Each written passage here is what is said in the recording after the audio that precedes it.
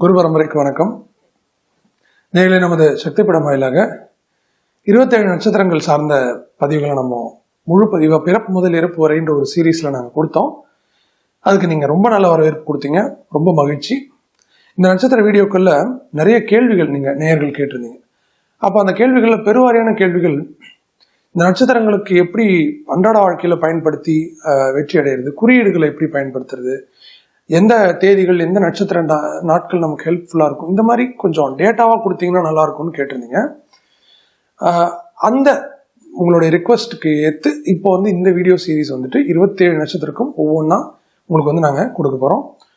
முழுமையாக பாருங்கள். சின்ன வீடியோ தான், ஏன்னா டேட்டா தான் கொடுக்க போகிறோம், விளக்கங்கள் கொடுக்க போகிறது இல்லை. ஸோ சின்ன சின்ன வீடியோஸ் தான், ஃபுல்லாக பாருங்கள், உங்களுக்கு யூஸ்ஃபுல்லாக இருக்கும். பயன்படுத்துங்க. பயன்படுத்தி பார்த்துட்டு கமெண்ட்ஸ் சொல்லுங்கள் எப்படி இருக்குது அப்படின்றதையும். நாங்கள் அப்போ தான் எங்களுக்கு புரியும் எந்த அளவுக்கு மக்களுக்கு அது யூஸ்ஃபுல்லாக இருக்குது அப்படின்றது. சரி, இப்போ நம்ம வீடியோக்குள்ளே போகலாம். இன்றைக்கி முதல் நட்சத்திரம் அஸ்வினி நட்சத்திரம். அஸ்வினி நட்சத்திரம் மேஷராசியில் வரக்கூடிய முதல் நட்சத்திரம். மேஷராசியில் அஸ்வினி நட்சத்திரத்தில் பிறந்தவங்களுக்கு, அஸ்வினி நட்சத்திரத்தை லக்ன புள்ளியாக கொண்டவர்களுக்கும் இப்போ நான் சொல்கிற இந்த அமைப்பு ஒத்து வரும், பயன்படுத்தலாம் நீங்கள். அஸ்வினி நட்சத்திரம் குதிரை தலையை கொண்ட இரட்டை குதிரை, ஏன்னா அஸ்வினி சகோதரர்களை குறிக்கக்கூடிய தன்மை. அப்போ உங்களோட முதல் குறியீடு சிம்பல் அப்படின்னா என்னன்னா இரட்டை குதிரை தலை, 2 குதிரைங்க இருக்கிற மாதிரி.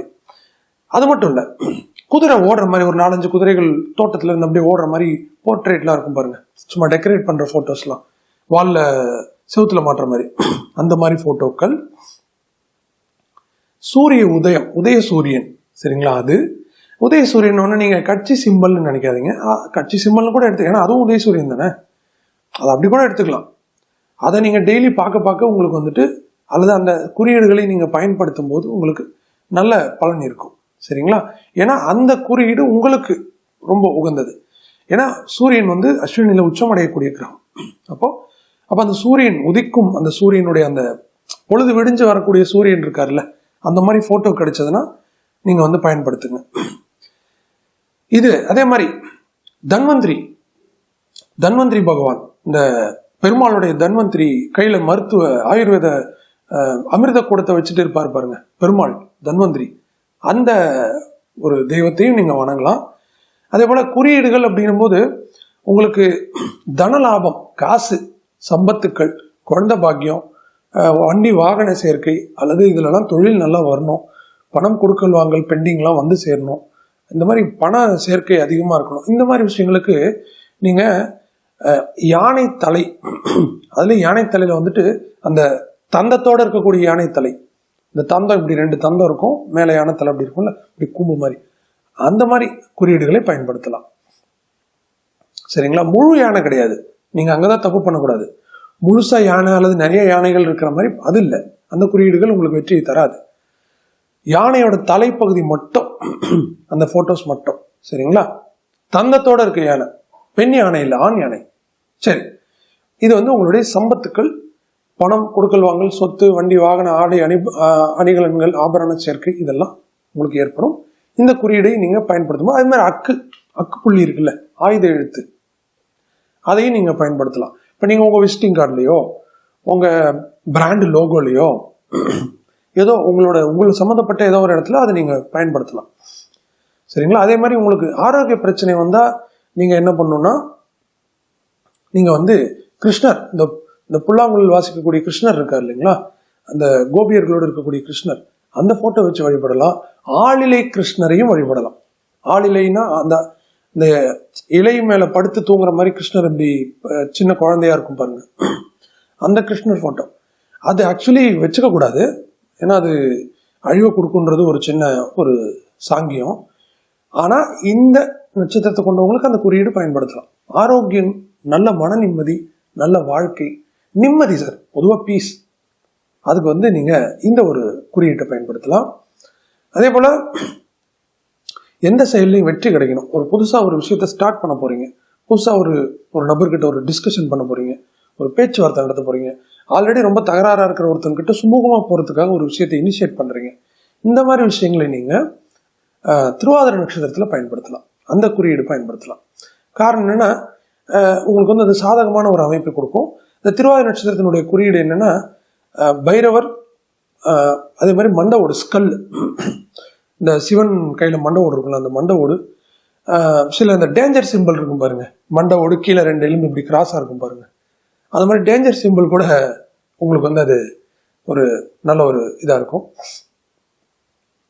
சரிங்களா? அதே போல் அஸ்வினி நட்சத்திரத்துக்கு எந்த விஷயத்துலையும் உங்க கூட லைஃப்ல கம்பேனியன்ஷிப்பாக வச்சுக்கிறதுக்கு தகுதியான ஆட்கள் அப்படின்னா அவங்க இந்த திருவாதிரை நட்சத்திரம், பூசம், ஆயில்யம், இந்த 3 நட்சத்திரக்காரங்களை நீங்கள் வச்சுக்கலாம்.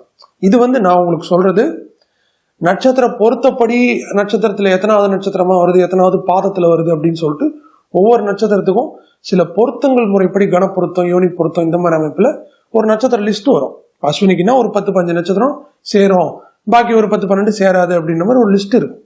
அந்த லிஸ்ட்டை வச்சு நான் சொல்லலை, கன்ஃபியூஸ் பண்ணிக்காதீங்க. இப்போ நீங்கள் என்ன பண்ணணும், இந்த நான் 3 சொன்னேன்னா இந்த 3 நட்சத்திரத்தை எடுத்துக்கிட்டு அந்த லிஸ்ட்டை எடுத்துக்கிட்டு அந்த லிஸ்ட்டில் இந்த 3 வந்தால் அதை மட்டும் டிக் பண்ணிக்கோங்க. சொல்றது புரியுதா? சரி. ஸோ அதான் அப்போ குறியீடுகள், வாழ்க்கை துணை நல்லா அமையணும், நல்ல ஃப்ரெண்ட்ஷிப், நல்ல பார்ட்னர்ஷிப், ஒரு தொழிலில் கூட்டு சேர்ந்து நல்லா பண்ணணும், ஒரு கூட இருக்கிற நபர்கள் நல்ல நபர்கள், புரிதல் உள்ள நபர்களாக இருக்கணும். அப்படின்னா நீங்கள் என்ன பண்ணணும்னா, நீங்கள் வந்து இந்த பூச நட்சத்திரம், பசுவின் மடி, இந்த பால் சுரக்கிற பசுவின் மடி இருக்குல்ல, அந்த மாதிரி ஃபோட்டோஸ் வந்துட்டு பார்ட்னர்ஷிப் தொழில் பண்ணுற இடத்துல வச்சுக்கோங்க. பெட்ரூமில் கணவன் மனைவிக்கு வச்சுக்கோங்க.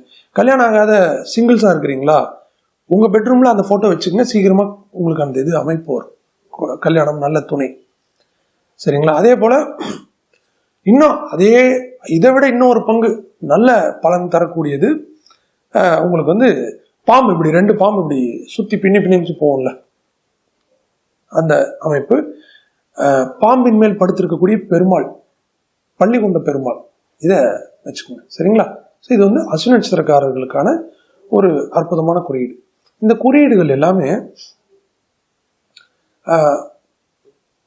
நட்சத்திர சம்ஹிதா அந்த அடிப்படையில் இருக்கக்கூடிய அமைப்பிலிருந்து எடுக்கப்பட்டது. அதே போல் இந்த குறியீடுகள் பயன்படுத்தி பார்த்து ரிசல்ட் வந்ததுனால உங்களுக்கு சொல்கிறோம். சரிங்களா? அதனால் நீங்கள் பயன்படுத்திங்க. இதில் வந்து தேவைக்கு நீங்கள் பயன்படுத்துறதுக்கு நிறைய சிம்பிள் இருக்குது. ஆனால் எப்பயுமே நீங்கள் பயன்படுத்த வேண்டியதுன்றது அந்த குதிரை, அந்த சூரியனுடைய உதய சூரியன், தன்வந்திரி, அந்த மாதிரியான அமைப்புகள் நீங்கள் எப்பயுமே பார்த்துக்கணும். டெய்லி உங்கள் ஃபோட்டோவில், உங்கள் ஸ்க்ரீன் வால்பேப்பரில், ஃபோனில், அந்த மாதிரி அதை நீங்கள் வச்சுக்கோங்க. சரிங்களா? இந்த வீடியோ வந்துட்டு நீங்கள் என்ன பண்ணணும், இப்போ நான் சொல்லியிருக்கிறத எடுத்து எனக்கு அப்படியே உங்களுக்கான லைஃப்பில் பயன்படுத்தி பார்த்துட்டு ஒரு 1 வீக் 2 வீக்ஸ் எப்படி போகுதுன்னு பார்த்துட்டு அந்த ரிசல்ட்டை எனக்கு கமெண்ட்ஸில் சொல்லுங்கள். சரிங்களா? அதுதான் வந்து எனக்கு மட்டும் இல்லை, இந்த வீடியோவை பார்த்து பலனடைவதற்காக வந்திருக்கக்கூடிய மக்களுக்கும் ரொம்ப யூஸ்ஃபுல்லாக இருக்கும். சரிங்களா? அதே மாதிரி இந்த தேதிகள் இப்போ நான் சொன்னேன் இல்லையா, உங்களுக்கு பணம் கொடுக்கல் வாங்கலாம், இந்த சிம்பிள் பயன்படுத்துங்கன்னு, அந்த நட்சத்திரத்தையும் நீங்கள் பயன்படுத்தலாம். உதாரணத்துக்கு இப்போ நீங்கள் அஸ்வினி நட்சத்திரத்தில் பிறந்திருக்கீங்க, பணப்பிரச்சனையாக பரணி நட்சத்திரத்தில் கையில் எடுங்க, பணப்பிரச்சனை சார்ட் அவுட் ஆகிடும். ஆரோக்கிய பிரச்சனையை ரோகிணியில் கையில் எடுங்க. ஏதாவது ஸ்டார்டிங் ட்ரபிள், எந்த ஸ்டார்ட் பண்ணி அது நல்லா போகல, நல்ல ஸ்டார்டிங் நல்லா இருக்கணும், புதுசாக ஸ்டார்ட் பண்ணுறோம், நல்ல ஒரு நீண்ட கால பயணம் நல்லா போகணும் அப்படின்னா அதை வந்து நீங்கள் திருவாதிரையில் கையில் எடுங்க. வாழ்க்கை துணை, ஃப்ரெண்ட்ஷிப்பு, காதல், இந்த மாதிரி விஷயங்களை பூசம், ஆயில்யத்தில் கையில் எடுங்க, நல்லா வரும். இப்படி இது அந்த நட்சத்திர நாட்களை பயன்படுத்தும் ஒரு டிப்ஸ். அடுத்தது நபர்கள், பண சம்பந்தமான டீலிங் வச்சுக்கிறீங்களா, பரணியில் வச்சுக்கோங்க. பரணியில் பிறந்தவங்களா, அவங்க கிட்ட ஏதோ டீலிங், கடன் கேட்குறாங்களா, கொஞ்சம் ஒரு பாசிட்டிவாக பாருங்கள். சரிங்களா? அதாவது பரணியில் பிறந்தவங்களுக்கு கடன் கொடு அப்படின்னு சொல்லிட்டு நான் ரெக்கமெண்ட் பண்ணல, நீங்கள் அப்படிலாம் இது பண்ணிடாதீங்க. பரணியில் பிறந்தவங்க அவங்க திருப்பி கொடுத்துருவாங்கன்ற கெப்பாசிட்டி இருந்தால் மற்ற நட்சத்திரத்தை விட பரணியில் பிறந்தவங்களுக்கு ஒரு சின்ன பாயிண்ட் அதிகமாக கொடுங்க. உங்களுக்கு புரியுதா? ஒரு பாசிட்டிவ். ஏன்னா இயற்கையே, அந்த பிரபஞ்சமே அதை திருப்பி உங்களை சேர்த்து வைக்கும், பணத்தை திருப்பி டீலிங் பண்ண வைக்கும். அதனால சொல்கிறோம். அதே மாதிரி உங்களுக்கு ஆரோக்கிய பிரச்சனையா, டாக்டர்கிட்ட போகிறீங்களா, ரொம்ப உடம்பு முடியலையா, மன நிம்மதி இல்லையா, ஃப்ரெண்ட்ஸ்லேயே அல்லது சொந்தக்காரங்கள்லேயே ரோஹிணி நட்சத்திரத்தில் யார் இருக்காங்கன்னு பார்த்து அவங்ககிட்ட டிஸ்கஸ் பண்ணுங்கள். அல்லது அந்த மாதிரி அந்த ஒரு ரோஹிணியினுடைய தன்மை உள்ள ராதாகிருஷ்ணன், அந்த மாதிரி பேருள்ள நபர்கள், சொந்தம், ஃப்ரெண்ட்ஸில் இருந்தாங்கன்னா அவங்கக்கிட்ட கொஞ்சம் பேசுங்க. அவங்ககிட்ட அட்வைஸ் கேளுங்க, எந்த டாக்டர்கிட்ட போகலான்னு. அவங்க சொல்கிற அட்வைஸ் கொஞ்சம் நல்லாயிருக்கும், கரெக்டாக செட் ஆகும். சரியா? அதே போல்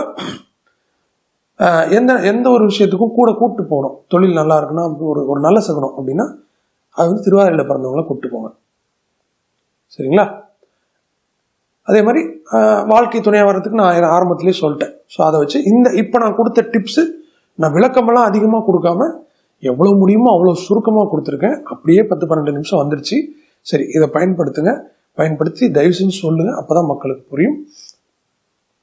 நேரடியாக இந்த பதிவு நான் இதோட முடிச்சுக்கிறேன்.